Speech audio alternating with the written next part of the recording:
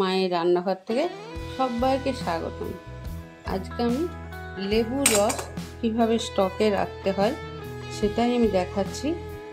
প্রথম আমি লেবু কেটে নেব। এগুলো আমার গাছের লেবু।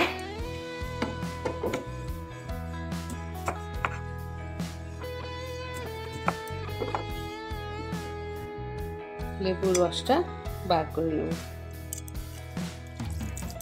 এরকম লেবুর রস হলে বার করতে খুব সুবিধা হয়। লেবুগুলো একটু পেকে পেকে গেছে, তাই রসটাও খুব সুন্দর হয়েছে। আমি ঠিক এই অবস্থাতে লেবুগুলো যখন হয় তখন আমি এইভাবেই লেবুর রস স্টক করে রেখে দিই।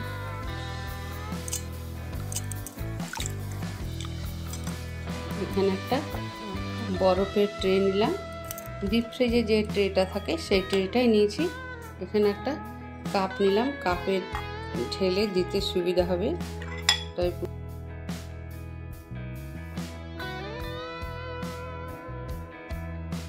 আমি এবার ডিপ ফ্রিজে রেখে দেব।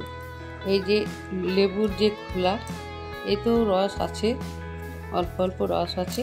এগুলো আমি মিক্সিতে পেস্ট করে একটা কাঁচের বোতলে রেখে দেবো। কি কাজে লাগবে জানেন? ঠাকুরের বাসন মাজার জন্য খুব কাজে লাগবে। পেতল, কাঁসা, তামা যেগুলো আমাদের ব্যবহার করি যে বাসন, সেই বাসন মাজার জন্য মোক্ষম একটা দরকারি জিনিস।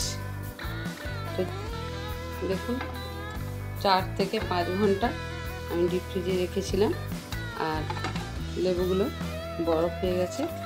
এবার এইভাবে 3-4টে করে কিউব বার করে আপনি অনায়াসে শরবত বানিয়ে দিতে পারেন। এবার একটা কাঁচের গ্লাস নিয়ে নিলাম। কোনো অতিথি এলে আপনি সহজেই বার করে শরবত করে দিতে পারবেন। এবার ঠান্ডা জল দিয়ে দিচ্ছি।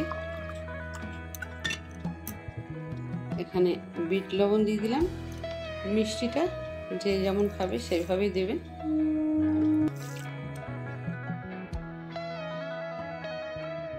একটু জলজিরা পাউডার দিয়ে দিলাম। এই অতিথি এলে ঝটপট বানিয়ে ফেলবেন। লেবুর রস কিভাবে স্টকে রাখতে হয় সেই ভিডিওটা দেখার জন্য অনেক ধন্যবাদ। ভিডিওটি যদি ভালো লাগে আপনাদের মূল্যবান মতামত জানাবেন আর ভিডিওটা লাইক, শেয়ার, সাবস্ক্রাইব করার অনুরোধ রইল। সবাই ভালো থাকুন, সুস্থ থাকুন। ধন্যবাদ।